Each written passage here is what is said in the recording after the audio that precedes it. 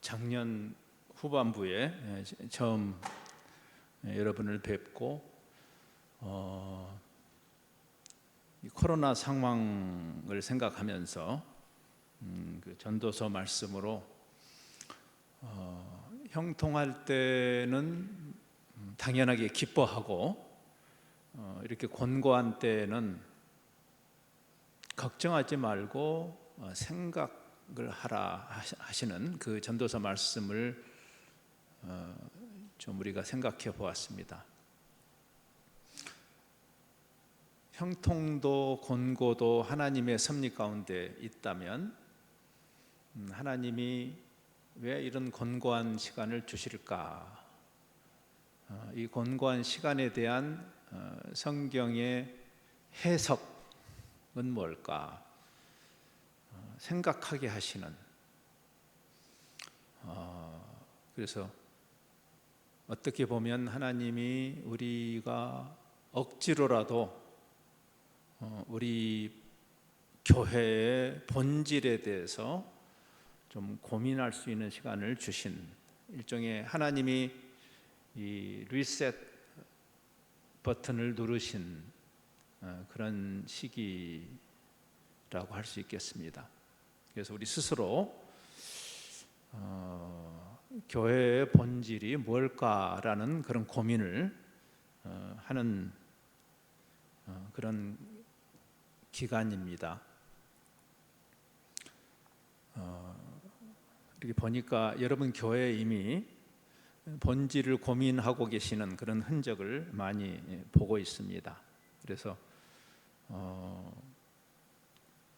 주님의 목적을 이뤄가는 건강한 공동체라는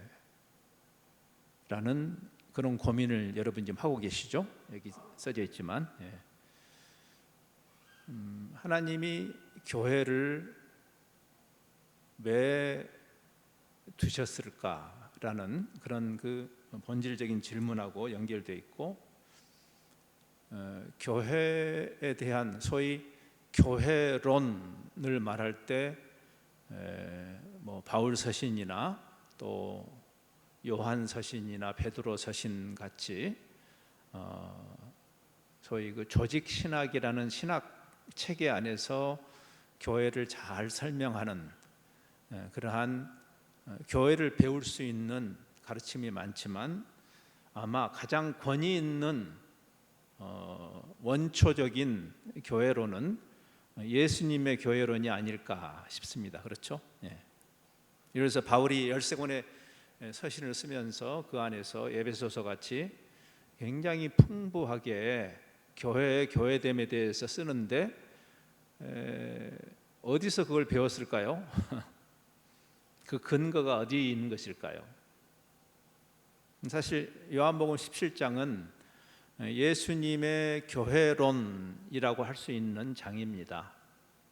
이제 십자가를 지시기 전에 예수님이 교회를 위해서 중보기도 하시는 기도문인데 교회를 위해서 기도하시는 예수님의 그 기도를 들여다보면 도대체 교회가 무엇이고 무엇 때문에 존재하는지, 왜 하나님이 교회를 이 세상에 두셨는지를 엿볼 수 있는 그런 중요한 장이죠.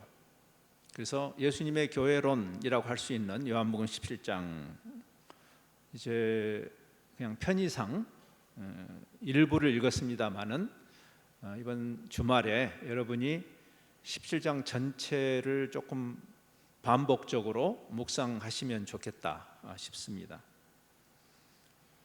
교회가 뭔가라는 그 질문에 대해서 예수님이 이 중보기도를 통해서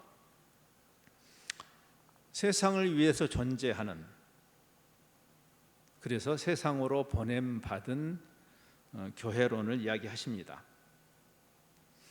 어떤 신학자는 그래서 요한복음 17장을 이런 간단한 문장 하나로 요약을 했어요. 굉장히 제가 마음이 들어서 제가 인용을 해봅니다.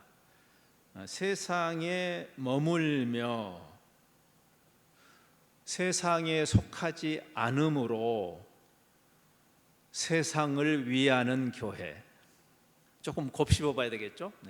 세상에 있는데 세상에 속하지 않음으로 세상을 위하는 공동체다. 예수님의 기도의 내용이에요. 이게 조금 이제 이 의미를 우리 같이 말씀을 중심으로 곱씹어 보겠습니다. 육체적으로 오신 예수님이 이제 육체적으로 떠나시는 상황이죠.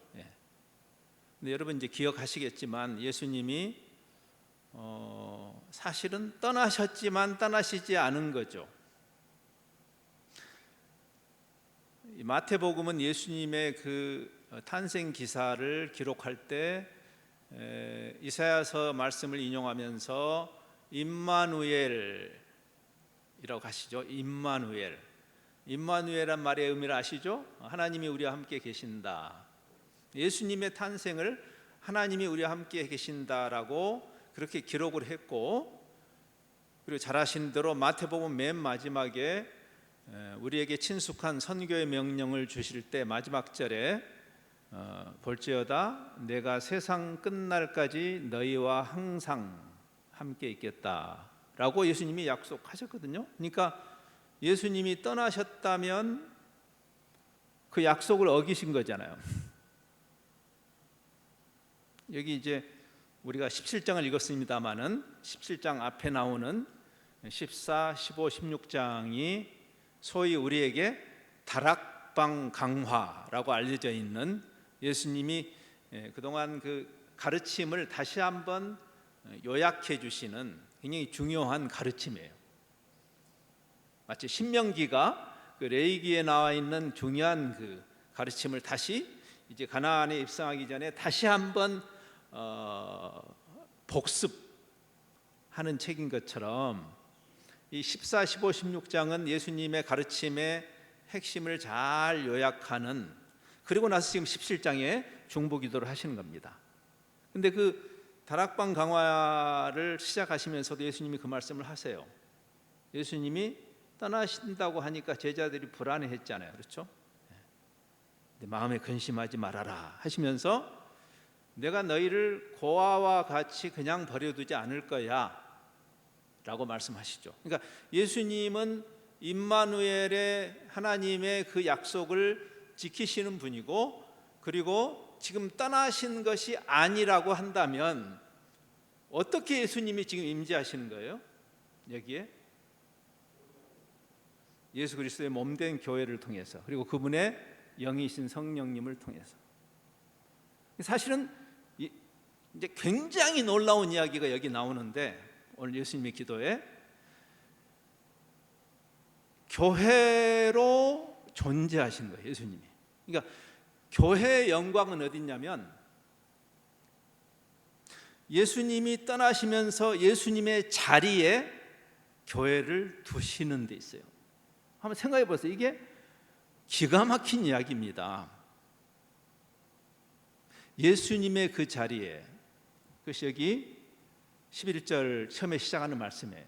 이제 여러분이 오늘 한번 17장을 이렇게 펴놓고 가끔 제가 몇 절 읽으면 한번 여러분도 보시면 좋을 것 같아요. 근데 거기 이렇게 돼 있어요. 나는 세상에 더 있지 아니하오나. 예수님이 지금 육체로는 떠나시는 거죠. 근데 그들이 세상에 있습니다. 이제 우리가 교회의 본질을 스스로에게 묻는, 교회의 본질을 자문한다 할 때 교회를 바울 서신에서 그리스도의 몸이라는 일종의 그 비유죠. 그렇죠? 메타포라고 합니다. 메타포. 비유인데 여러분, 그리스도의 몸이다. 우리가 분명히 인간들의 모임인데 우리를 신적인 존재로 우리를 부르셨다는 거죠. 교회의 영광은 사실 여기 있어요. 굉장히 놀라운 이야기예요. 우리가 신이 된다는 이야기가 아니죠. 그러나 그리스도가 머리, 여러분 제가 정민영이라는 사람인데 제 머리가 정민영 맞죠? 그럼 제 몸은 뭔가요? 제 몸도 정민영이에요.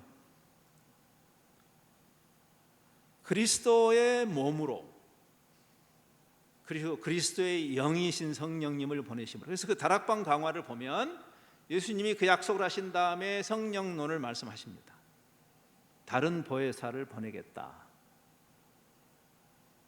사실은 그리스도가 그분의 몸 된 교회 안에 그분의 영이신 성령을 통해서 지금 여기 임마누엘 하시는 거죠.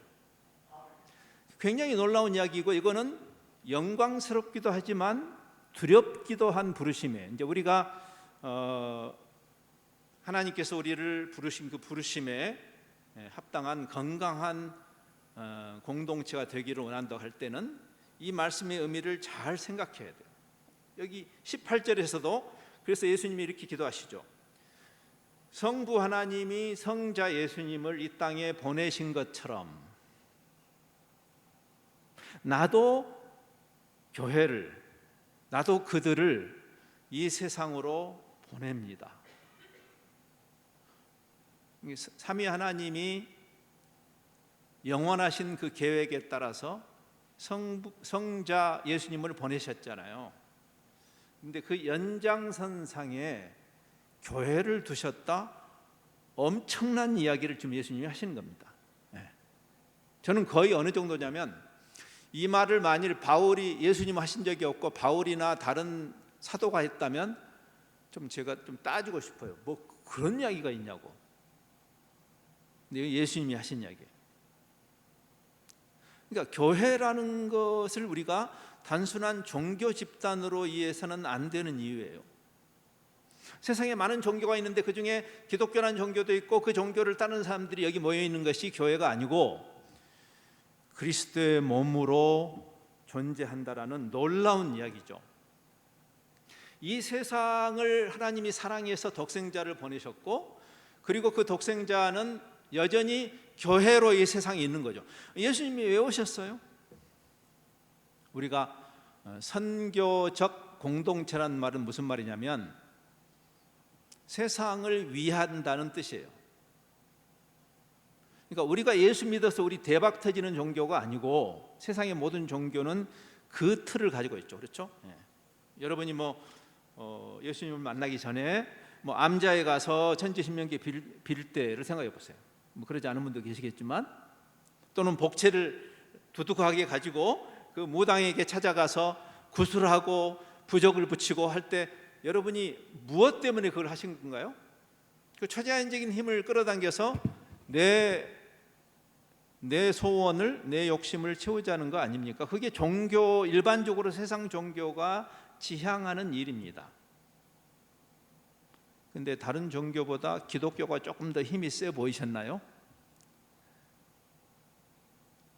우리 고목사님이 용해 보이셨어요? 그런 게 아니잖아요.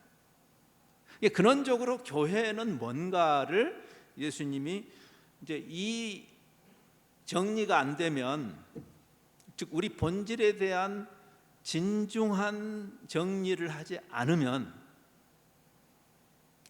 우리가 열심히 종교적 덕을 쌓는 일이 그렇게 중요한 일은 아니에요. 왜냐하면 기독교는 그런 종교가 아니니까. 세상을 위해서 세상으로 보내시는, 우리가 교회로서 우리의 삶의 현장, 우리가 사역해야 할 대상은 사실은 여기가 아니고 이제 다시 여러분의 삶의 현장이죠. 그렇죠? 여러분이 매일을 살아가고 또 여러분이 매일 일하는 그곳이, 그것으로 보내신 거죠. 삼위 하나님이 완벽하게 교제하고 계시는데 왜 예수님을 보내셨어요? 거기가 좋은데 세상을 위해서 보내셨잖아요. 근데 그 자리에 지금 교회를 보내신다는 것이 무슨 의미일까? 우리의 정체성이 뭘까? 아까도 이야기했지만 세상에 많은 종교가 그러하듯이 우리도 우리 복받기 위해서 여기 있는 그런 집단인가? 라는 아주 본질적인 질문을 해야 하는 거죠. 그리스도가 세상에 오신 것처럼 우리도 적극적으로 세상을 축복하는 존재로 세상 속으로 들어가야 하는 존재죠. 불행하게도 전통적으로 교회가 이런 관점의 자리매김을 잘 하지 못했습니다. 여러분과 제가 다 일종의 피해자이면 피해자예요. 우리는 자꾸만 세상과 격리해서 절간 기독교를 지향했던 그런 오류가 많았습니다. 여러분 그 기억나시죠? 예수님 당시에도 누가복음 9장에 보면 변화산 사건 생각나시죠? 네. 그러니까 요즘 표현을 쓴다면 요한이나 베드로가 그리고 야고보가 뿅 간 겁니다. 너무 좋았죠, 그렇죠? 네. 그래서 어떻게 했어요? 거기 있자고 그랬어요. 여기 초막셋을 짓고 여기 있읍시다. 예수님이 데리고 내려가셨죠. 왜? 원래 교회는 세상을 위해서 세상으로 보냄받은 집단이니까. 예수님처럼.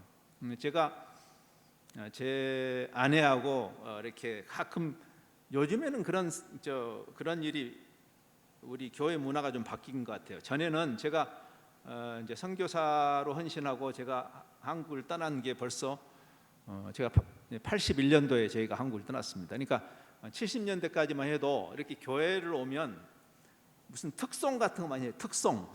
오늘 같은 날 이렇게 누가 와서 어느 한 가정이 나와서 특별 찬양. 그러면 이제 제 아내하고 제가 특별 찬양을 하게 될 상황이 되면 자주 했던 찬양이 있어요. 그게 뭐냐면 동산에서라는 찬양 아시죠? 저 장미꽃 위에 있을. 그리고 3절에 이렇게 돼 있죠. 3절 밤 깊도록 동산 안에 주와 함께 있으려 하나. 동산에서 예수님과 함께 있으면 얼마나 좋아요. 변화산에서 슬픈 세상에 할 일 많아서 날 가라 명하신다. 교회를 그 목적으로 부르셔서 세상으로 보내셨다라는 논리입니다. 여기 예수님의 기도가 그거예요. 그러니까 우리의 영성이 어디서 증명돼야 되는가 하면 여기서 증명되는 게 아니고, 물론 여기서도 어느 정도 여러분이 정말 주님을 사랑하면 이 안에서도 여러분이 열심을 낼 겁니다. 물론. 그러나 실제로 우리를 보내신 곳은 교회의 당이 아니고 세상이기 때문에 제가 여러분과 제가 어느 정도 이 부분에 있어서 피해자라는 얘기를 했습니다. 왜냐하면 이 부분에 대한 깊은 우리 본질에 대한 깊은 질문을 잘 던지지 않은 채 그냥 종교 집단으로 너무나 긴 세월을 와버린 점도 있습니다. 다시 말씀을 보면서 그게 아니구나. 현대 복음주의 교회의 가장 치명적인 문제가 바로 여기 있어요. 세상하고는 전혀 관계가 없는, 우리끼리는 너무 좋은데 세상하고는 관계가 없는, 원래 세상을 위해서 우리를 부르셨다면 우리가 세상과 관계가 없다면 우리는 왜 있는 거예요 도대체? 그렇죠? 그래서 이제 많은 그 반성의 운동들이 있는데 그 세상의 눈에 비친 이렇게 보수적이고 복음주의적인 교회를 세상은 어떻게 보고 있는가? 세상이 생각할 때 이 복음주의를 지향하는 교회에 대한 그들의 이미지, 가장 많이 나온 단어가 분리입니다. 분리. 세상하고 전혀 관계가 없어. 세상하고 전혀 섞이지를 않아. 이건 심각한 문제죠. 그렇죠? 그러니까 세상으로 보내신, 그럼 왜 그렇게 됐을까 한번 생각해 보십시다. 왜 우리는 세상과 도무지 상관없는 종교 집단이 되고 말았을까? 그것은 기독교의 영성 또는 거룩, 여기 우리 예수님 기도에 거룩에 대한 기도가 나오죠. 거룩에 대한 오해 때문입니다. 이제 어떤 개념이 성경에서 나오면 그 개념, 그 단어를 우리가 바로 뽑아다가 우리에게 익숙한 개념으로 옷을 입히면 안 되고, 예를 들어서 복음 그러면 좋은 소식이잖아요. 복음. 그러면 복음이란 말을 우리가 그냥 일반적으로 상식적으로 생각하는 듣기 좋은 소식으로 바꾸지 말고, 복음이란 말을 성경에서는 어떤 의미에서 복음이라고 정의하는지를 배워야 되는 거예요. 그렇죠? 네. 이제 우리가 마지막 날은 하나님이 사랑이시라는 그 여러분의 궁극적인 가장 출발점으로 가서 주일날 우리가 이제 좀 생각해 볼 건데, 사랑이란 단어도 그 중에 하나입니다. 가장 오염되어 있는 개념 중에 하나가 사랑이에요. 현대인들이 가장 많이 쓰는 단어이자 가장 오염되어 있는, 의미가 구부러져 있는, 남용되고 있는, 오용되고 있는 개념이죠. 성경에 사랑이란 말이 많이 나오죠. 하나님이 사랑이시라. 그게 무슨 의미인지를 성경으로 들어가서 성경이 정의하는 사랑을 배우려고 하지 않는 것이 문제예요. 그러니까 우리가 다시 지금 이 하나님이 리셋 버튼을 누르시고, 자, 다시 한번 생각해 봐라. 교회가 도대체 뭐냐라고 하나님이 우리에게 생각할 수 있는 기회를 주시는 것이죠. 거룩이라는 개념을 너무 오랫동안 분리의 개념으로 생각했어요. 우리 그런 이야기 많이 했죠.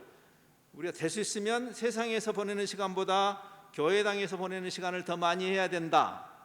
왜? 세상에서 시간이 너무 많아지면 거기 물들어. 여기 시간이 더 많아야 거룩해져 라고 말할 때 그 거룩의 개념이 뭐죠? 성경은 뭐라고 말하는가? 이 이야기는 뭐 제가 더 설명할 필요는 없을 것 같아요. 우리 고 목사님이 너무 잘 설명을 해 주셨으니까. 그렇죠? 분리가 아니라 다름이라고 잘 배우셨잖아요. 그렇죠? 오히려 세상 속에 있는데 세상과 분리함으로 우리의 거룩을 증명하는 것이 아니라 세상 속에 있는데 세상과 달라.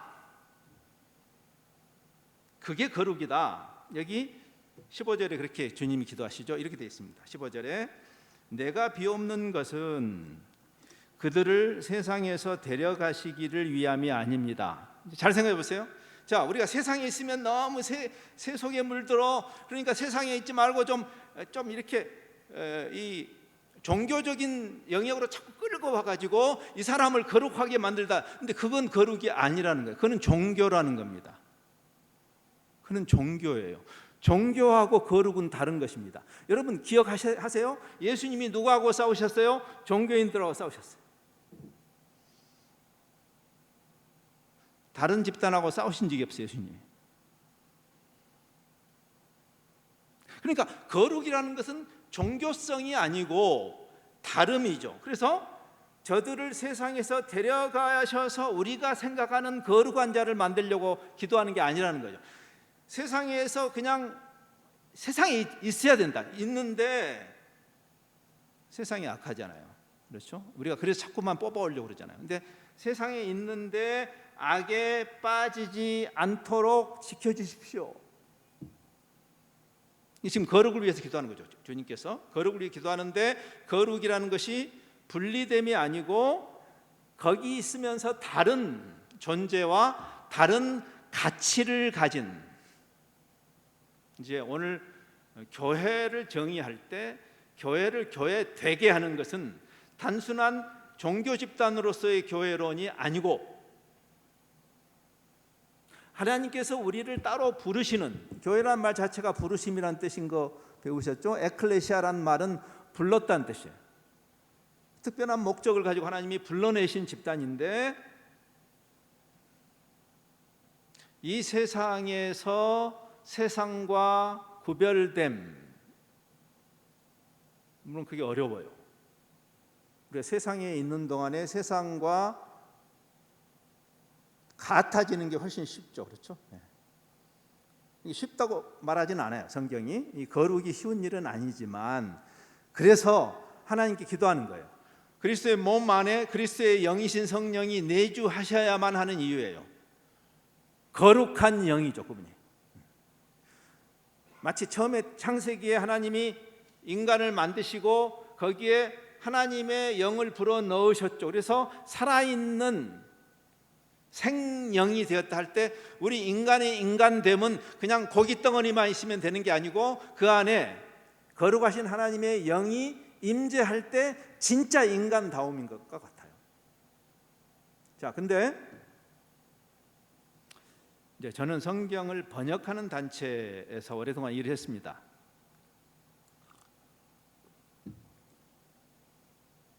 이 세상에 한 7,000개 정도의 언어가 있어요. 근데 이제 언어라는 것은 이 그릇과 같습니다. 이 언어. 이제 비유를 하자면 한국말 그러면 이런 그릇과 같아요. 자, 근데 이 안에 있는 물은 물이죠. 자, 근데 이 컵의 이 이 한국말로 담으면 모양이 이 컵의 모양처럼 보여요. 물이. 예.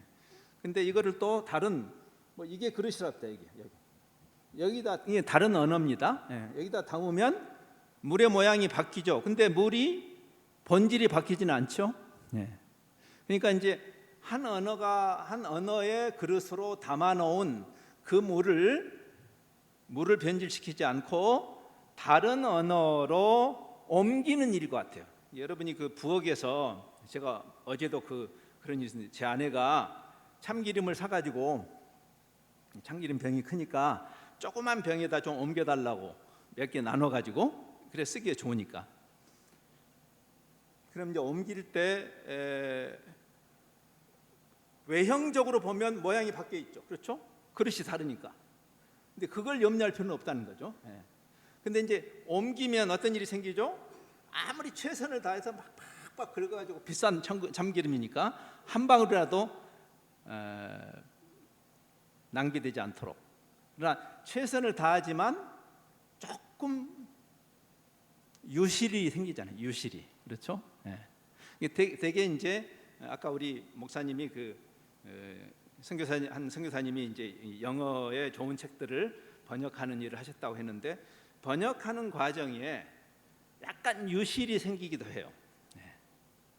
제가 왜 이야기를 하냐면 성경에 있는 굉장히 핵심적인 개념들을 다른 언어로 옮기는 과정에 피할 수 없이 약간 의미가 약간씩 변하는 경우가 있어요. 그래서 이제 좋은 선생님을 만나서 원래 그 의미를 잘 배우는 게 중요한 거죠. 그렇죠? 네. 자, 근데 이제 그런 류의 어떤 개념을 이해하려고 할 때 언어가 갖고 있는 한계 때문에 그 개념이 약간 헷갈리는 경우도 있습니다. 예를 들어서 우리가 성경에 유혹이란 말과 시험이란 말이 같은 단어로 쓰여요. 문맥에 따라서 부정적인 의미로 쓰이기도 하고 긍정적인 의미로 쓰이기도 해요. 원래 언어가 그렇습니다. 그렇죠? 예. 똑같은 단어가 그 상황에 따라서 이렇게 다른 의미를 담아내는 경우가 있어요. 그 중에 하나가 뭐냐면 세상이라는 단어입니다. 세상. 제가 이제 이걸 설명하기 위해서 제가 좀 장황하게 돌아왔습니다. 자, 왜 교회는 분리주의적으로 갔을까를 제가 설명하기 위해서 이야기를 하는 거예요. 성경이 말하는 메시지에 오해가 있었는데 오해가 있는 여러 가지 개념들이 있는데 그 중에 대표적인 개념이 세상이라는 개념입니다. 자, 세상이라는 개념을 지금까지 우리가 거룩과 연관해서는 주로 부정적으로 많이 이해를 했습니다. 그렇죠? 또 실제로 성경 안에 부정적으로 쓰인 경우도 있어요. 어떤 거예요? 예를 들어서 요한 1서에 요한이 쓰죠. 이 세상이나 세상에 있는 것들을 사랑하지 말아라. 왜? 그것들은 육신의 정욕과 안목의 정욕과 이생의 자랑이다 라고 말할 때 그건 분명히 부정적으로 세상을 쓴 케이스입니다. 자, 그러니까 그것만 생각하면 우리는 어떤 생각을 하게 돼요? 그러니까 세상하고 될 수 있으면 접촉하지 말자. 우리가 거룩하기 위해서 세상을 멀리하자라는 분리주의적 사고를 하게 된단 말이에요. 근데 한번 생각해 보세요. 그렇게만 이야기하면 너무 이상한 게 성경이 왜? 아니 하나님은 세상을 사랑하셔서 독생자를 보내셨잖아요. 예? 우리가 잘 아는 요한복음 3장 16절. 똑같은 요한이 있었어요. 요한이 요한복음 3장 16절도 기록했고 요한이 요한일서도 썼어요. 왜 사내 대장부가 일구이연을 했겠어요? 즉 요한복음 3장 16절에서 말하는 세상과 요한일서 2장 15절에서 말한 세상이 다른 의미와 의도로 기록된 것인데, 그래서 우리가 잘 배워야 되는 거예요. 성경은 아까 제가 하나님은 우리를 유혹하시지 않죠. 그러나 우리를 시험하셔요. 하나님, 그렇죠? 마귀가 우리를 유혹하는 거죠. 그렇죠? 네. 욥의 사건을 한번 생각해 보세요. 그렇죠? 그러니까 우리가 왜 거룩을 세상과 단절로 생각했을까 생각해 보면 이런 그 성속 이원론, 어떤 것은 성스럽고 어떤 것은 속되다고 하는 그 이원론에 사로잡혀서 세상은 속한 것이니 세상으로부터 우리를 자꾸만 될 수 있으면 최대한도로 분리하자, 이러다 보니까 어떤 일이 생겼어요. 제가 아까 얘기했잖아요. 세상이 볼 때 보수적인 신학을 가진 사람일수록 세상하고 무관해. 전부 분리주의자들이야. 전부 자기들 종교생활은 열심히 하는지 모르지만 세상하고 아무 관계가 없어. 우리의 신앙의 영역도 교회에 와서만 있고 다시 여러분 집으로 돌아가서 아파트에서 거기서 만나는 분들 있잖아요. 아파트에서 만나는 분들. 여러분이 일터에 가서 일터에서 만나는 분들 있잖아요. 그분들하고 나의 거룩이 만날 아무런 이유가 없어. 왜? 우리는 분리주의자들이 돼버렸습니까? 이런 중의적인 개념을 놓친 거죠. 저에게 번역을 다시 하라고 한다면 저는 이렇게 하고 싶어요. 긍정적으로 세상을 사용한 경우는 그냥 세상이라고 성경에서 세상이라고 번역하고, 부정적으로 쓴 부분은 세속 이렇게 번역하면 어떨까 하는 생각이 들었어요. 세속, 그렇죠? 네. 우리가 하나님이 사랑하신 세상, 그래서 우리도 사랑해야 할 세상과, 그러나 하나님이 싫어하시는, 하나님이 절대 용납할 수 없는 타락한 가치, 세속을 중의적인 개념을 놓쳤기 때문에, 이것은 벌써 1600년 전에 우리 믿음의 선배인 성 어거스틴이 이야기를 했어요. 그가 성경을 깊이 연구한다면 이렇게 말했어요. 우리는 세상을 사랑하지 말아야 하지만, 그때 그 세상은 뭐예요? 세상에 오염된 가치를 말하는 거예요. 그러나 우리는 우리가 미혹받지 않는 방식으로 반드시 세상 안에서 세상을 보듬어야 한다 그랬어요. 그때 그 세상은 뭐예요? 하나님이 사랑하신 세상이에요. 우리를 선교적인 존재로, 나는 이제 여기 더 이상 있지 아니하오나 저들을 이 세상에 둡니다 하는 그 세상이에요. 제가 굉장히 존경하는 한 신학자의 말을 이 개념과 연관해서 한번 인용해 볼게요. 이분은 이렇게 말했습니다. 우리가 영적이라고 말할 때, 저 사람 참 영적인 분이야 라고 말하는 것은, 영적이라는 의미는 그 사람이 종교와 연관된 일을 할 때도 보통 우리는 그걸 영적이라고 말하는 경향이 있죠. 예. 교회에 와서 뭐 예배에 참석한다든지 기도를 한다든지, 소위 종교적인 영역의 일을 할 때로 우리는 일반적으로 말하는데, 이분은 이렇게 봤어요. 영적이라는 것은 기도를 할 때 또는 길을 걸을 때 무엇을 하든지 그리스도 안에 있다는 것이다. 그러니까 뒤집어 말하면 우리가 종교 활동을 하는데 영적이 아닐 수 있는 거죠. 그래서 예수님이 종교인들하고 싸우신 거예요. 영성이라는 것은 우리의 매일의 삶을 대치하는 어떤 사색이 아니고, 지금 예수님이 교회를 세상으로 보내시죠. 세상에 동참하는, 세상의 일에 동행하는 것에 대비되는 도피, 도망감도 아니다. 영성을 그렇게 말하면 안 된다. 그럼 예수님의 기도로 다시 돌아오면 예수님은 어떻게 기도하세요? 저들이 세상에 있되 세상과 구별되는. 자, 이제 여기에 이제 중요한 개념이 나오죠. 우리가 어떻게 세상을 위하는 존재가 될 수 있어요? 그리스도의 증인으로서 세상을 위하죠. 그렇죠? 예. 자, 그러면 증인이라는 개념이 여기 나오는데, 증인. 여러분, 증인의 진정성. 평소에는 세상하고 아무 관계가 없어. 그런데 총동원주의를 한 번씩 나와가지고 이렇게, 그러면 여러분이 입장을 역지사지로 입장을 바꿔놓고 생각해보세요. 여러분이 지금 교회를 이렇게 관찰하는 입장, 여러분도 옛날에 그런 입장에 계셨죠, 그렇죠? 예. 뭐 태어날 때부터 태어나 보니까 예수 믿는 집안에 태어난 분도 있지만 대부분의 사람들은 그냥 이렇게 자기 나름대로의 영적인 여정을 통과하다가 이제 주님을 만난 사람들이 많습니다. 그러면 역지사지로 한번 세상의 입장에 한번 생각해 보세요. 자, 그 이야기를 하신 그 신학자 이야기를 제가 한번 인용해 볼게요. 자, 평소에는 고립된 그리스도인의 영토 속에 안전하게 머물고 있어. 우리가 많이 그런 경향이 있죠, 그렇죠? 평소에는 뭐 우리끼리 있을 때 얼마나 안전해요. 여기서 너무 좋지 뭐. 찬양도 하고 얼마나 좋아요. 이게 나쁜 건 아니지만 그러나 평소에는 항상 여기만 있어.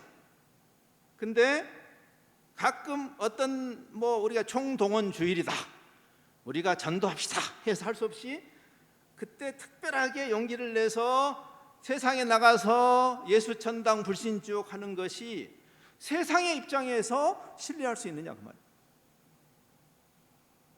그래서 그는 이렇게 말합니다.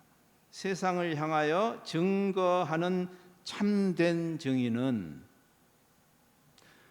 세상 속에 몸을 담근다 그랬어요.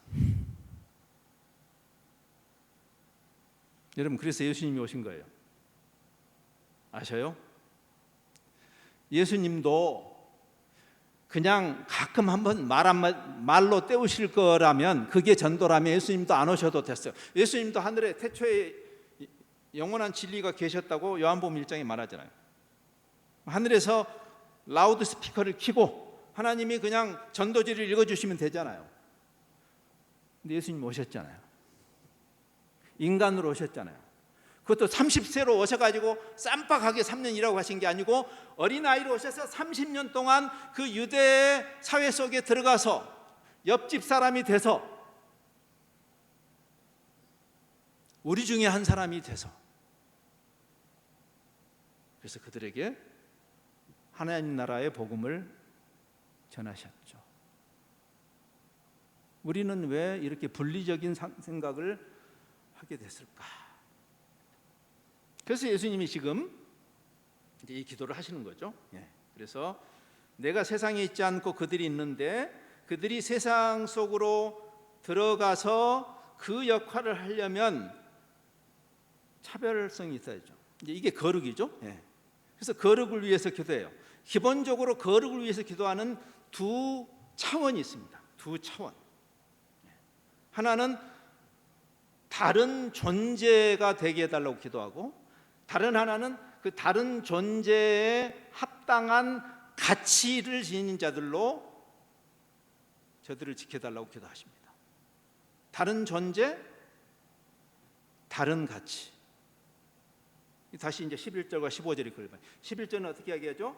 나는 세상에 있지 않지만 그들이 교회가 세상에 있습니다. 아버지여, 거룩하신 아버지여, 내게 주신 아버지의 이름으로 그들을 지켜주십시오. 보존하는데 뭘 보존하냐면 그 존재를 지켜주는 건데, 그게 바로 공동체라는 개념이죠.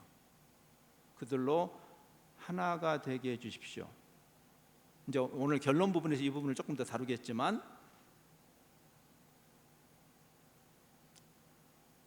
공동체라는 것은 세상을 위하는 선교적 존재 방식이에요. 우리가 공동체가 아니라면 우리는 증인도 아니에요. 왜? 복음은 죄로 인해서 깨어진 관계의 회복에 관한 것이 복음이니까. 하나님과의 관계가 깨졌잖아요, 죄 때문에. 그리고 죄 때문에 이웃과의 관계가 깨졌잖아요. 그게 세상에 있잖아요. 그래서 지금 우크라이나가 문제잖아요. 온 세상의 모든 미움과 살인과 전쟁과 패거리 짓기와 왕따와 이 모든 것의 근원은 뭐죠? 죄가 관계를 깬 거죠. 그러면 우리가 그 샬롬의 복음을 통해서 세상을 이롭게 하는 선교적 존재라고 할 때 우리 자신이 그런 존재가 아닌데 입만 살아가지고 샬롬의 복음을 받으세요 하는 것이 그게 가당찮은 이야기죠. 그러니까 예수님이 그 기도를 하는 거고, 그러한 구별된 존재가 마땅히 품고 있어야 할 가치가 뭐겠어요? 세상의 악하고 구별되는, 그게 15절이죠. 그래서 악에 빠지지 않게 지켜달라고 하는 거죠. 그래서 이제 이 결론적인 어떤 정리로 들어가기 전에 조금 더 우리가 적극적으로 세상 속으로 들어가야 할 문제를 조금 생각하고 이제 결론으로 가고 싶습니다. 제가 문득 이런 생각이 들었어요. 요즘 제가 코로나 때문에 제일 아쉬운 게 뭐냐면 대중탕입니다. 대중탕. 너무 아쉽죠. 제가 은퇴한 다음에 한국에 와서 틈만 나면, 아까 제가 목사님과도 그런 얘기 했지만 틈만 나면 제가 뭘 하냐면 산에 갑니다. 산. 우리나라 산 너무너무 좋아요. 그러면 이제 산에 등산을 하고 땀을 흘리고 돌아와서 정말 가고 싶은 곳이 대중탕입니다. 근데 지금 코로나 때문에 못 가잖아요. 며칠 전에도 제가 이제 산행을 하고 돌아와서 할 수 없죠. 그래서 이제 안 되겠다. 오늘은 저는 이제 우리가 물 부족이 앞으로 큰 문제여서 우리 집안에서 욕조에 물을 받아서 목욕을 안 해요. 제가 안 하는데 1년에 한 번 정도는 합니다. 제가 바로 며칠 전에 했어요. 제가 오늘은 해야 되겠다. 너무 하고 싶어. 그래서 이제 물을 받아가지고 문을 잠그고 그 욕조에 이렇게 몸을 담고 있으면 그 하루 아주 힘든 그 등산을 마치고 그 몸이 노곤한 그 쾌감이라는 건 말로 할 수가 없잖아요. 그렇죠? 나도 모르게 노래가 나오죠.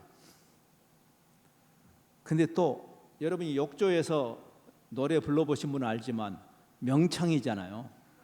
에? 나도 Sing Again에 나가볼까? 뭐 이런 생각이 들 만큼 왜냐면 거기가 이 좁은 공간에 공명이 잘 되니까.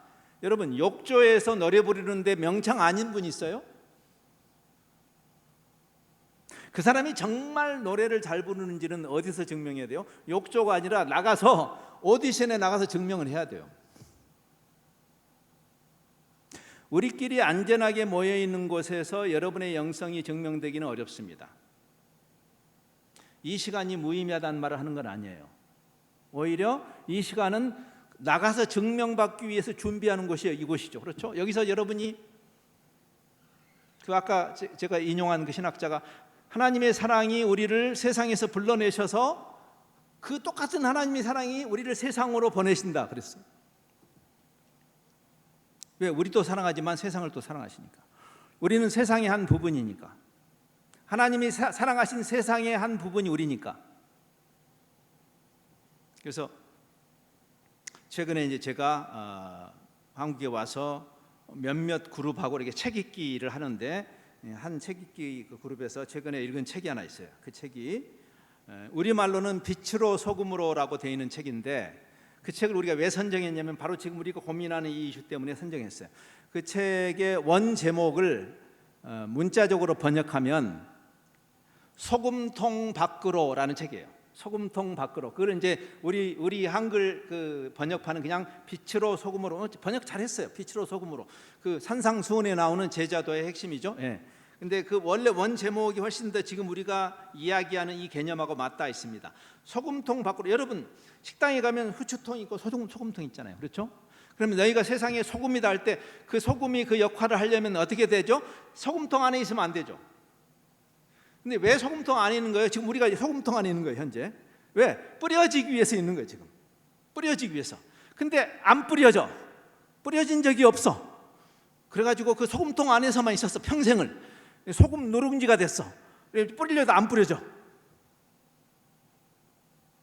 그 소금이 무슨 필요가 있냐고 말이에요. 소금통 밖으로 나가야 되는 거 아니냐. 주님께서 우리를 세상의 소금으로 부르신 거 아니냐. 여러분, 이게 바로 500년 전에 개혁자들이 깨달은 것인가 아세요? 왜? 그 1000년을 지속된 중세 암흑기가 방향이 어떻게 됐냐면, 세상에 있는 사람들을, 소위 경건하다고 하는 사람들, 소위 거룩하다는 사람들을 전부 성당 안으로 끌고, 여러분이 유럽에 가보시면 화려한 성당들 많이 보이죠. 성당 안으로. 근데 개혁자들이 말씀을 보면서 아, 이게 아니구나. 우리하고 같은 성경을 봤으니까. 그렇죠? 개혁자들이 이거 아니네. 그래서 개혁운동은 뭐냐면, 신앙의 자리를 성당으로부터 세상으로 끌어내린 운동이에요. 그게 개혁운동이에요. 그래서 하나님의 선하시고 공의로우신 통치가 모든 영역에 임해야 돼요. 우리가 세상 속으로, 하나님의 통치를 받는 우리가 세상 속으로 들어가서 여러분의 지역사회와 여러분의 일터와 여러분의 활동 그 범주로, 거기서 도피해서 들어오지 말고 오히려 여기서 힘을 받아서, 제가 이거를 주유소 비유가 적절하다는 생각을 했어요. 오늘 올 때는 제가 차를 몰고 오지는 않았습니다. 저는 이제 지하철로 왔는데, 제가 만일 차를 몰고 왔다고 합시다. 저는 저쪽 삼송 쪽인데 반대편에 살거든요. 그러면은 오다가 기름이 얼마 없으면 주유소에 들어가잖아요. 주유소에 왜 들어가요? 여기 오기 위해서 들어가는 거죠. 주유소 갔는데 들어갔더니, 지난번에 저기 그 시흥에, 여러분이 그 가보셨는지 모르지만 저 시흥 하늘 휴게소라고 있습니다. 한번 꼭 가보세요. 시흥 하늘 휴게소. 제가 거기서 뭐 돈 받은 거 없습니다. 제가 지금 PPL 하는 거 아니고요. 근데 한국에도 이렇게 멋있는 휴게소가 있나? 저는 기름을 넣으러 갔는데 정말 거기 있고 싶더라고요. 여기가 좋사오니. 주유소를 들어가는 것은 목적적으로 가기 위해서 간 것이지 주유소에 머물기 위해서 간 건 아니잖아요. 그렇죠?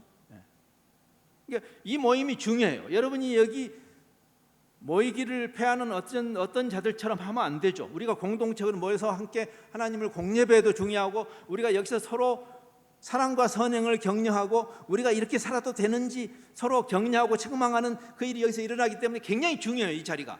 그러나 이 자리가 아무리 중요해도 여기 있기 위해서 여러분이 온다면, 이거 여러분은 주유소 갔다가 목적지로 안 가는 것과 같습니다. 그래서 개혁자들이 끌어낸 것이에요. 그렇죠? 즉 복음을 종말적으로만 예수 천당 이렇게 말하면 안 되는 이유가 여기 있습니다. 아니, 예수 천당을 복음이라고 말하면 왜 안 되는지 아세요? 우리가 버티고 있다가 그것으로 가는 개념이 아니고, 예수님의 기도는 그 하나님의 천국이 오는 개념이잖아요. 그렇죠? 그게 주기도문이잖아요. 당신의 나라가 임하소서지 주여 잘 버티다가 거리 뿅 가게 해주십시오라고 기도하지 않았습니다. 예수님. 지금 여기에 여러분에게 하나님의 통치가 임하지 않는데, 그리고 세상이 여러분의 그 하나님의 선하시고 하나님의 공의로우신 통치를 받는 여러분의 그 일상과 일터와 세상에서의 그 모습을 세상이 보지 않는데 어떻게 세상이 주님께 갈 수 있어요? 그건 불가능한 일이에요. 그래서 적극적으로 이제 복음의 공공성이라는 말은 여기서 나오는 겁니다. 즉 여러분이 공공의 장소에서 하나님의 그 다스리심을 받는 존재로 있지 않는데, 여러분이 여기 은둔하고 있는데 어떻게 복음의 공공성이 드러날 수 있어요? 그래서 우리가 아는 모든 개혁자들이 도시로 들어갔어요. 도시로. 뭐 장로교단에서는 굉장히 중시하는 개혁자가, 예를 들어서 존 켈빈이죠. 깔뱅은 그 제네바에서, 그렇죠?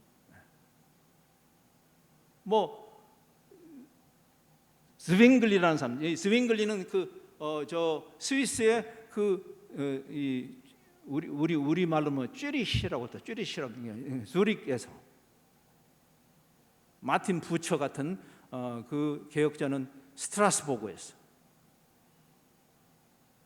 많은 개혁자들이 그 하나님의 다스리심이 당신의 나라가 여기 임하소서라고 하는 예수님의 기도의 근거에서, 그리고 오늘 이 교회를 위해서 예수님이 교회가 그 역할을, 예수님이 그 자리에 계신 것처럼 교회가 그 자리에서 그 역할을 하도록 기도하신 거죠.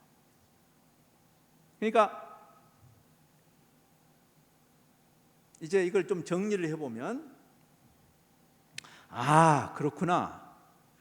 예수님이 교회를 위해서 그렇게 기도하신 것이고, 왜 이 기도 속에 세상이 우리를 미워한다고 미리 말씀하셨을까를 이해하기 시작하는 거예요. 우리가 세상에 가면 세상이 우리에게 거의 강요하는 것들이 있죠. 뒤틀린 가치에 함께 참여하자고. 그렇죠? 근데 우리가 세상에 있는데 세상의 가치와 다른 가치를 가지고 있으면 어떤 일이 일어나죠? 싫어합니다. 그렇죠? 예수님 기도로 다시 한번 가고 싶다. 14절에 내가 아버지의 말씀을 그들에게 주었는데 하나님의 진리의 말씀 때문에 세상이 그들을 미워한다고 그랬어요. 왜 세상이 저들을 미워하는가? 이는 내가 세상에 속하지 않은 것. 예수님도 세상에 오셨어요. 근데 예수님이 세상에 속하지 않았어요. 제가 처음에 시작할 때 세상을 위해서 세상 안에 있어야 되는데, 그러나 세상에 속하지 않음으로 세상을 위한다라는 말의 의미예요. 그리스도께서 세상에 속하지 아니함 같이 교회도 세상에 속하지 아니함 때문에 세상이 미워합니다. 그렇게 얘기했어요. 여러분, 초대교회의 그 기사들을 읽어보면, 그래서 초대교회가 핍박을 당했잖아요. 근데 여러분 아세요? 세상이 초대교회를 핍박하면서 존경했다는 사실을 아십니까? 핍박하는데 존경해요. 야, 이 사람들 대단한 사람들이야. 저는 이제 현대교회를 향해서 이렇게 자문을 해봐요. 이번에 우리가 자문, 스스로에게 물어보자는 얘기인데 자문을 해봅니다. 우리는 세상과 다른 성경이 말하는 가치대로 살아서 세상이 미워하나, 아니면 아주 얄미운 종교 집단이 돼서 세상이 미워하나? 잘 생각해 봐야 돼요. 아까 전자, 이 초대교회처럼 그 말씀을 따라서, 왜 여기 보면 우리가 세상과 구별된다고 할 때 어떤 기준으로 구별되냐면 하나님의 말씀으로 구별된다고 예수님이 기도했어요. 그렇죠? 그러니까 세상하고 그냥 무조건 다르면 되는 게 아니고, 어떻게 다르냐면 하나님의 말씀이 규정하는 그 가치를 끌어안고 살기 때문에 세상이 미워한다는 얘기. 그 16절이죠. 내가 세상에 속하지 아니함 같이 그들도 세상에 속하지 아니하였습니다. 그러면서 17절에 그들을 진리로 거룩하게. 거룩은 차별성이라고 했죠. 근데 어디서 차별성이 나냐면 그냥 세상하고 무조건 다르기 위한 다름이 아니고, 진리가 규정하는 가치, 그들을 진리로 거룩하게 하십시오. 아버지의 말씀이 진리입니다. 18절에서도 계속 이야기죠. 아버지께서 나를 세상에 보내신 것 같이 나도 그들을 세상에 보냈는데 그냥 세상의 종교 집단으로 있으라고 보낸 것이 아니고, 19절에 그들을 위하여 내가 나를 거룩하게 하오니 이는 그들도 진리로 거룩하게 되게 하기 위해서. 자, 이제는 이제 이렇게 좀 이제 예수님의 이 중보기도를 최종기도 한번 이렇게 요약을 하기 위해서 이제 그 다음 단계로 가야 되겠는데, 한번 여기서 이제 잠시 이런 논리를 한번 생각해요. 논리적으로, 자, 이미 이제 쭉 이렇게 기도를 들으시면서, 예수님의 기도를 들으시면서 어느 정도 여러분 안에 생각을 이렇게 이렇게 좀 이치가 닿게 생각을 꿰어 맞추시면서 지금 들으실 거라고 생각해요, 제가. 그러나 제가 혹시 조금 헷갈리시는 분들을 위해서 그 논리적으로 좀 설명을 해보면 이런 겁니다. 자, 세상에 있는데 세상과 세상에 속하지 않음으로 세상을 위한다는 이 논리를 이해할 수 있는 굉장히 좋은 예화가 뭘까 생각해 보니까, 이런 거예요. 멸망하는 세상을 우리가 돕는다고 할 때, 멸망하는 세상에 우리가 몸을 담고 있는데 어떻게 세상을 도와요? 같이 멸망하잖아요. 그렇죠? 세상이 지금 추락하고 있는데 우리가 세상에 우리 몸을 실었어. 그러면 공멸하는 거 아닙니까? 그렇죠. 그러면 세상을 어떻게 구할 수 있어요? 여러분이 여름에 홍수가 나가지고 급류에 휩쓸려 내려가는 어린 아이를 위해서 어떤 분이 의협심을 가지고 뛰어들 대부분의 실수를 거기서 하죠. 왜? 그냥 뛰어들으면 같이 죽습니다. 뭐 어떻게 도와줄 수 있어요? 자기를 그 물결 바깥에 자기를 붙들어 매야 되는 거예요.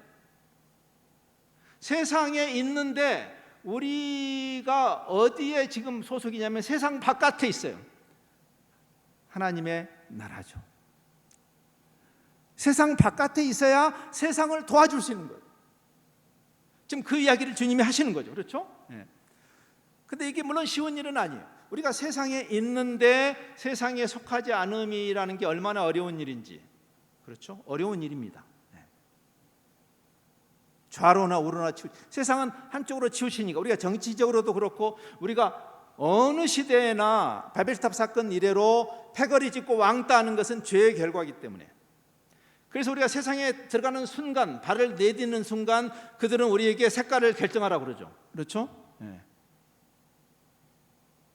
근데 우리는 어느 편을 들기 위해서 세상에 있는 것은 아니기 때문에 다른 가치 체계를 가지고 이 세상에 존재하기 때문에,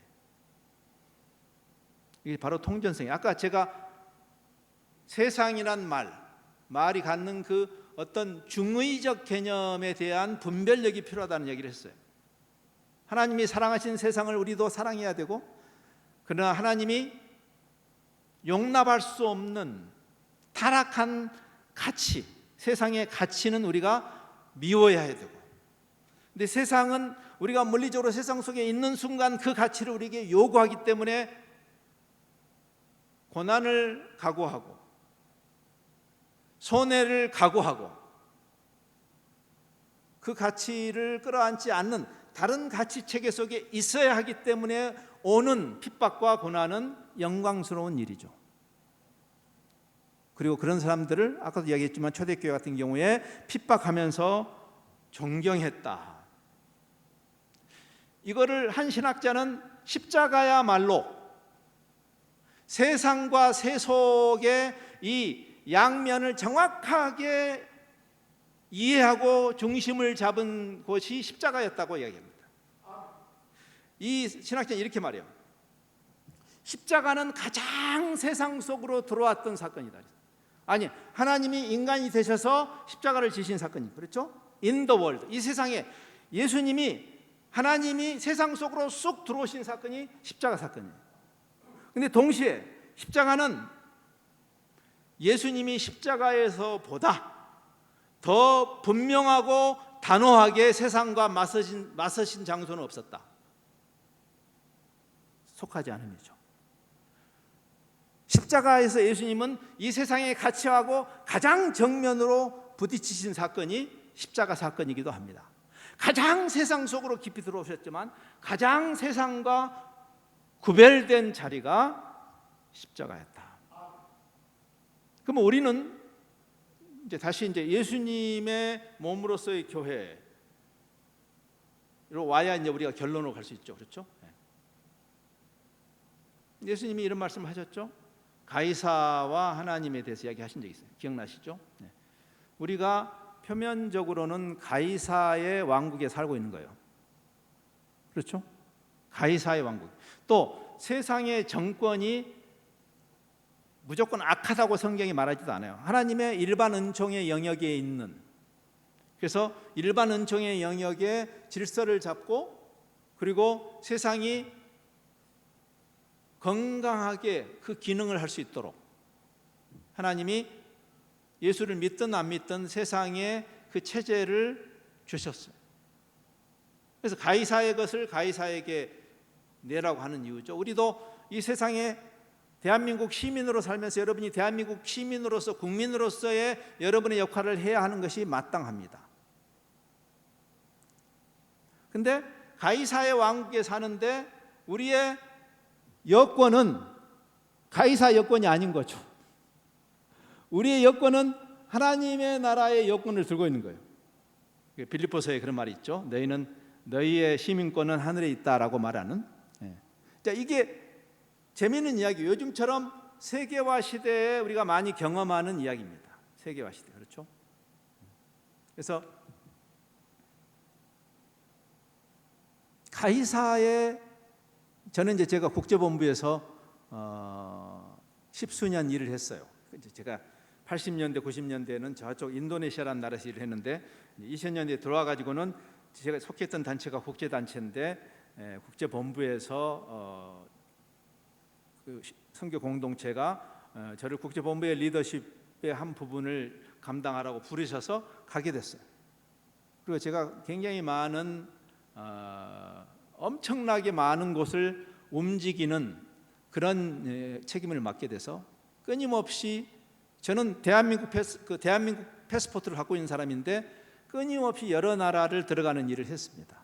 우리 단체가 한 100여 나라에서 일을 하고 있기 때문에 굉장히 많은 나라를 제가 가게 됐어요. 근데 제가 대한민국을 들어올 때 빼놓고는 어느 나라를 가든지 어떻게 해요? 제가 비행기가 내리면 거기 이민국을 통과하죠. 그렇죠? 뭐 어디 두 줄이 있죠. 보통 하나는 뭐죠? 내국인이고 다른 하나는 뭐예요? 외국인 줄에 서는 거죠. 그럼 저는 항상 외국인 줄에 서는 거예요. foreigners 또는 alien 이렇게 생각해요. 거기 사는 거예요. 그러면 제가 늘 맞아. 내가 이 나라 백성이, 내가 지금 이 나라에 들어가는 거죠. 내가 이 나라 백성은 아니야. 나는 다른 소속을 가지고 이 나라에 들어가는 거예요. 왜 들어가는 거예요? 목적이 있어서.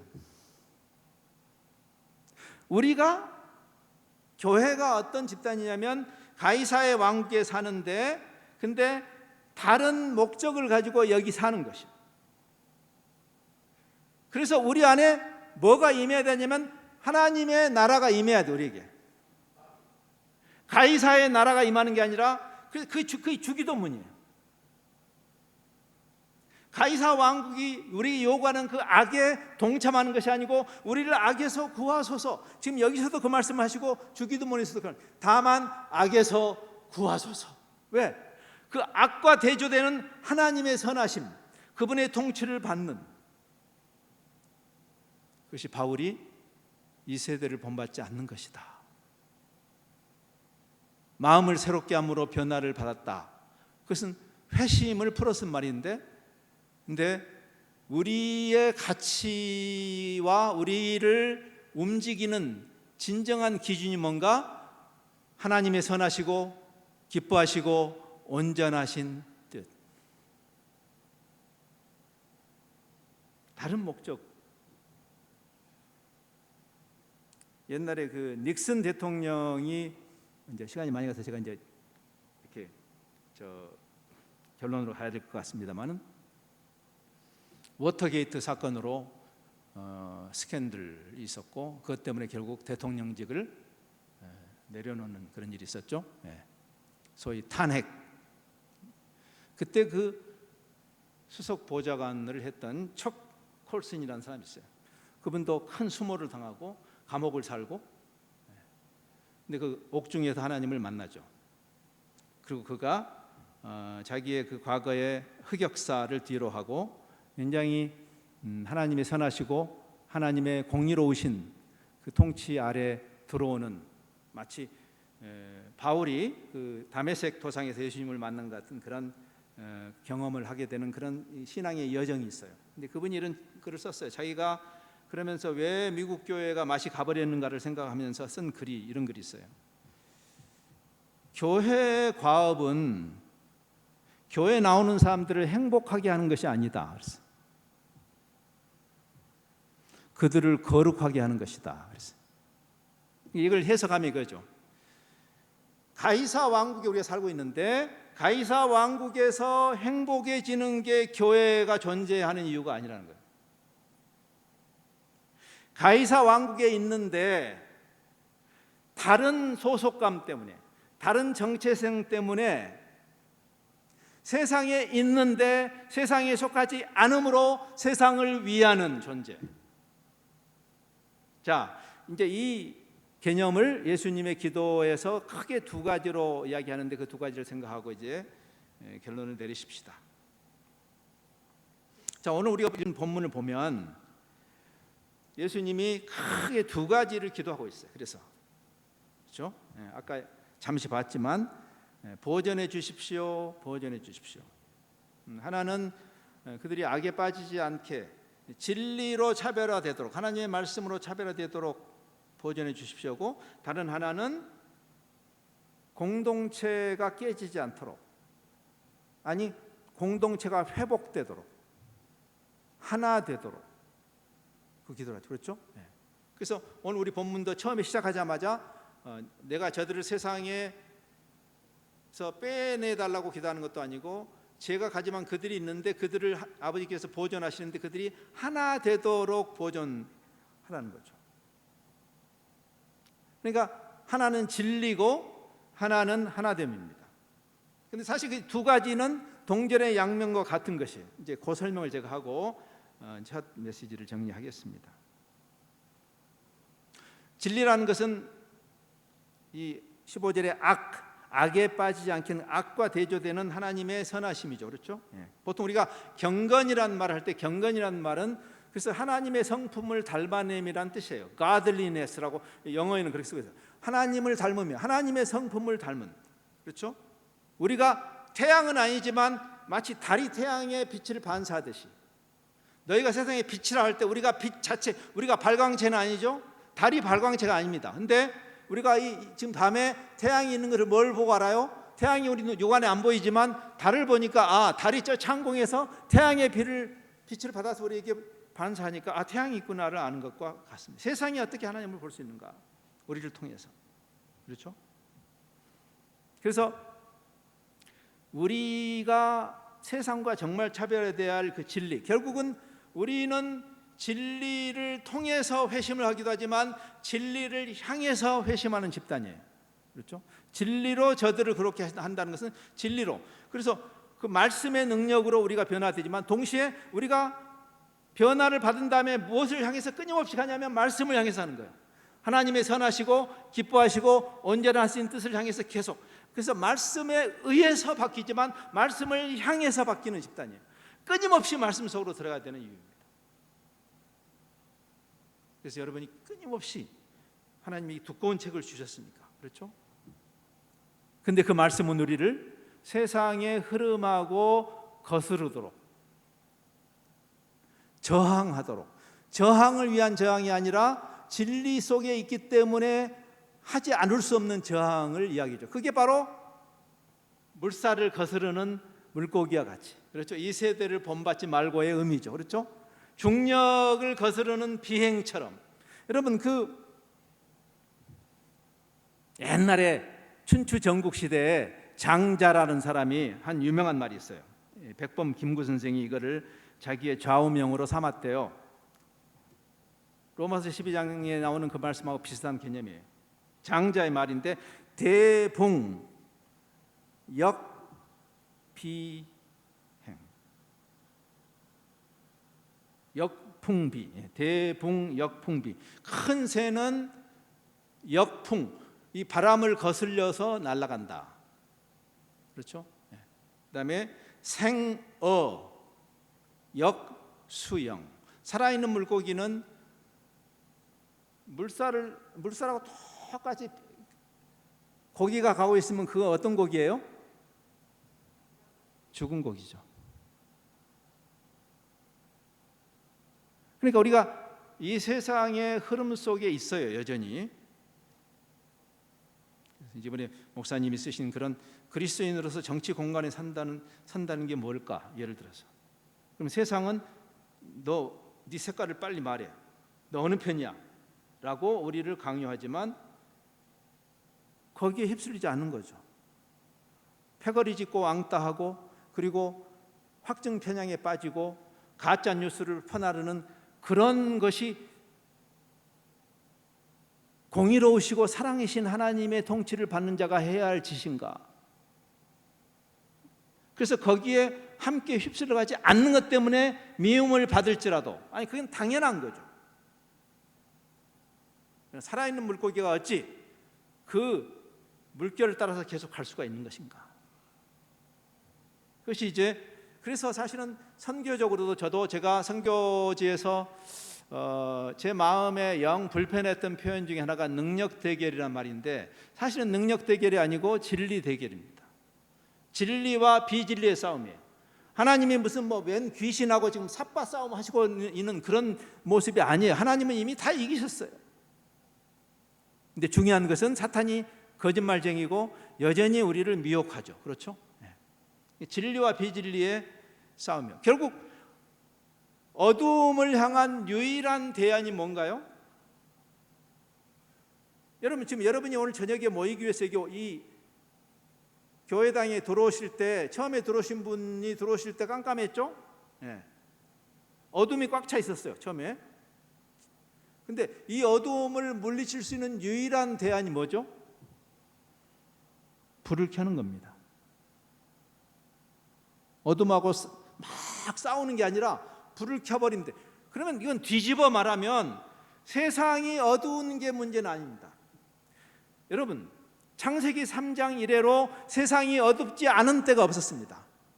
지금 21세기가 특별히 어려운 거 아닙니다. 타락 이래로 세상은 항상 진리를 거슬렀습니다. 예수님 당시에도 힘들었고 그 다음에 구약 시대에도 힘들었어요. 이스라엘의 그 하나님이 택하신 백성이 광야를 거슬러서 그 팔레스틴에 들어가는 것도 만만한 일이 아니었어요. 거기에 가나안 7족이 섬기던 온갖 패역한 신론 속에 잠겨있는 그 시대의 그 악이 현대 악보다 못하다고요? 그렇지 않아요. 그럼 진짜 문제는 뭐예요? 우리가 빛이 아닌 게 문제인 거예요. 세상이 너무 깜깜해졌다고요? 그럼 우리 기회인 거예요. 여러분에게 조그만 촛불 하나라도 있다면 세상이 깜깜할수록 우리에게는 기회죠. 교회에게는 우리가 빛이라면. 그러면서 정말 세상에게 이 고통하는 세상에게 멸망하는 세상에게 그들의 그 마음 한켠에 소망의 빛을 던질 수 있는 집단이 있다면 누굴까? 그 교회죠. 아까 제가 설명했어요. 그냥 종교 집단으로서의 교회 말고 삼위 하나님의 완전한 공동체처럼 원래 하나님이 인간을 만드신 방식이었습니다. 그렇죠?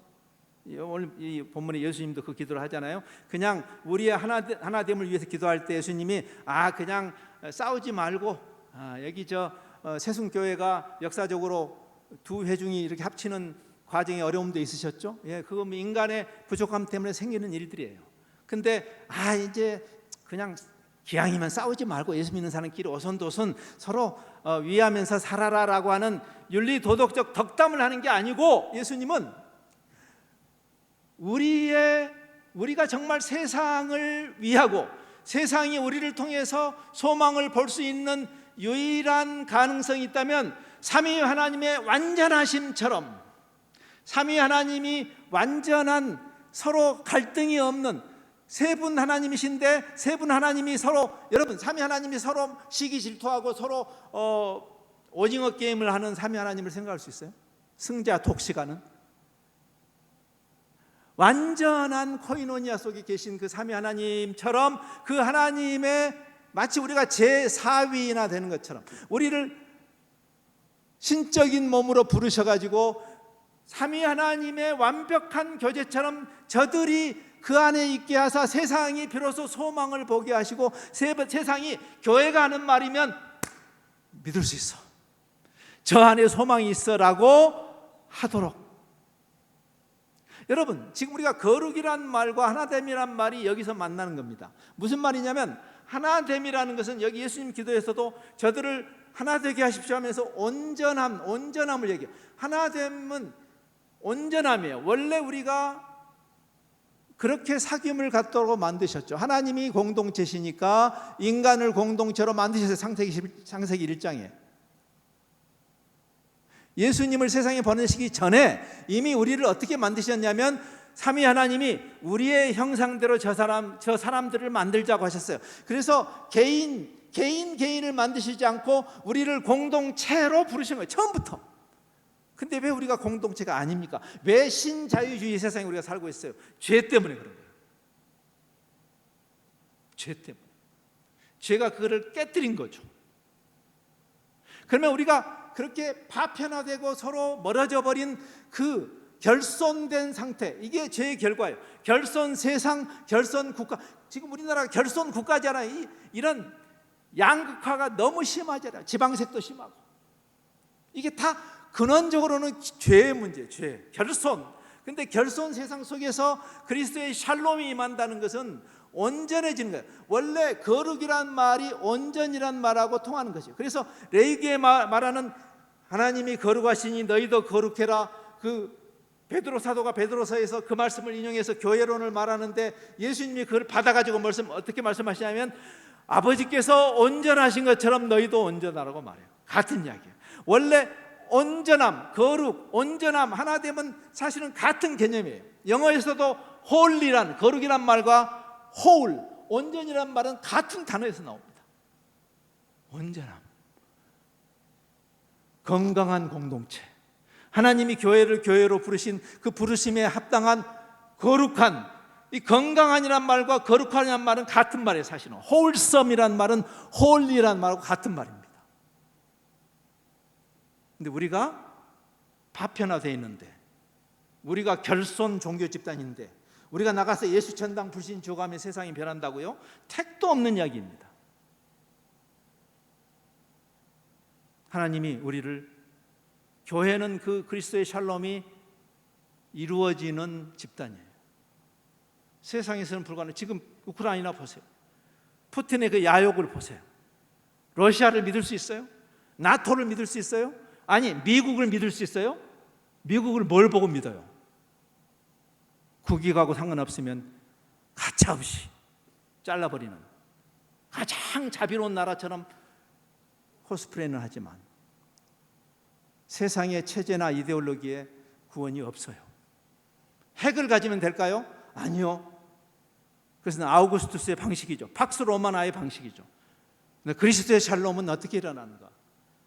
사랑으로 하나됨.